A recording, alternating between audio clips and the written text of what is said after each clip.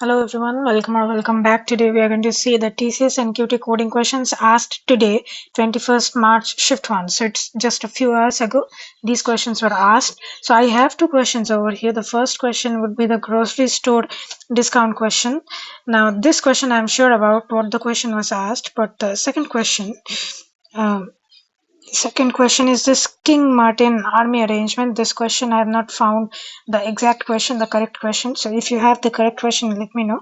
Right now we are going to proceed with the first question, and I have also have the King Martin question. I've also made some kind of arrangement using that King Martin, but the exact question I don't have right now. So I'm not going to dive into that first. Firstly, I will see this discount question. So what the question says is this grocery store discount. A grocery store offers discounts based on total bill amount. If bill is less than 1,000, then the discount is 5%. If it is between 1,000 to 5,000, then the discount is 10%. And if it is greater than 5,000, then the discount is 15%. So obviously it's a if else question. It will be easily solved using if else. Total bill as input, apply the appropriate discount and find the payable amount. So we have to take the bill as input. Let's see what the input and output says. Obviously the input is 2000 and the output is 1800. How? Because previously we had seen that if my input value lies between this 1000 to 5000 range, then the discount would be 10%. Similarly, the 10% of 2000 would be 2000 into 10 by 100. So 1 goes, so that my discount would be 200. So 2000 minus 200 gives me 1800. So that's why this is my answer. Now that is the exact logic we have also used. As I said, it will be an if else logic. So we will check if my bill is less than 1000 or not. If it's less than 1000, then we will give a 5% discount. Else, in the next condition, if my bill lies between 1000 to 5000, then we will give 10% discount, as in the case of input. Else, that is if it is above 5000, then we will give the 15% discount, and the final bill will obviously calculated by bill minus discount, that is discount on my bill amount. Okay, so that is discount percentage on my bill amount. So let's see the Java code first over here. Import java.util.start. This is our library which we use for importing. Then we get the class, we write the class name, public class discount. Public static void main string args is important for it. It is the main class in Java. Then we write the scanner class to take the input. Scanner sc equals to new scanner system.in. Sc is the object we use for taking any input, and system.in means our keyboard. Okay, system.in is our keyboard. Now we take the inputs, that is the bill amount. Now since if you see in the question, the bill and the output can vary, right? The bill amount, the discount on the bill amount can be in decimal. Therefore the output can also be in decimal, that is in fractional value, point value. That's why we have to take double as our data type. Double discount equals to 0 we have written, and that is double bill equals to sc.nextDouble. We are taking the bill as our input.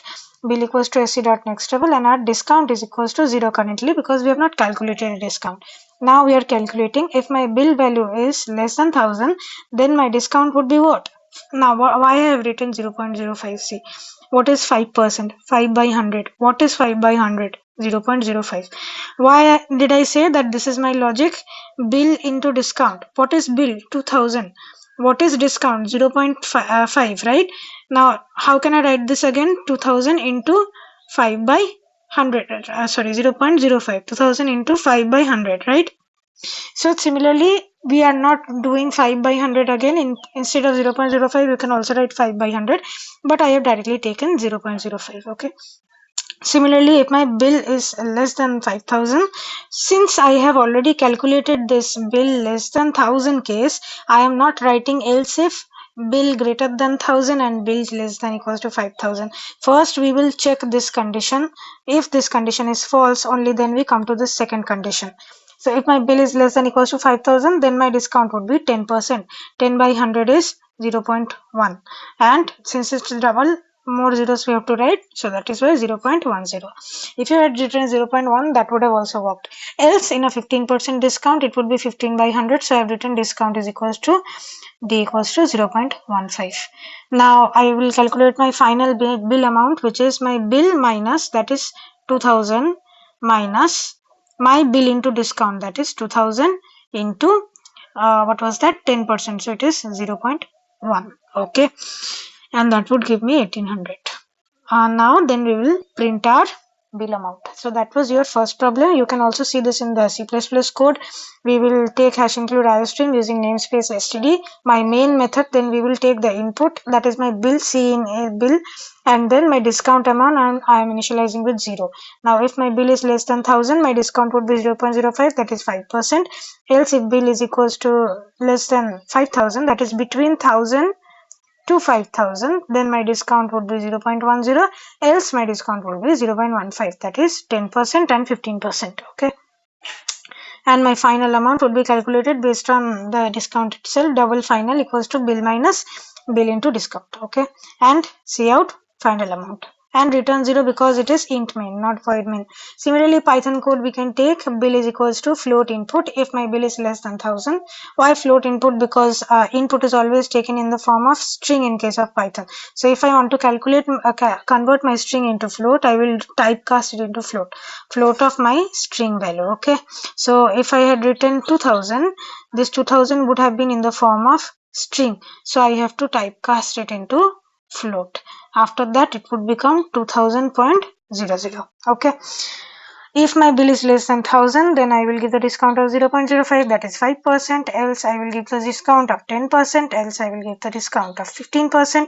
Similarly, my bill will be calculated based on that discount. okay, so this was the first coding question. Second coding question is this one I got as the coding question that was given by students in the Telegram group. Now I don't know if the question is correct because she couldn't recall the question exactly the same. So there was some kind of King Martin question where his army had a length of n and each soldier has a number 1 to r. Now always starts with 1 and ends with a number end, and there were no adjacent soldiers can have the same number. No adjacent soldiers can have the same number. That was the constraint.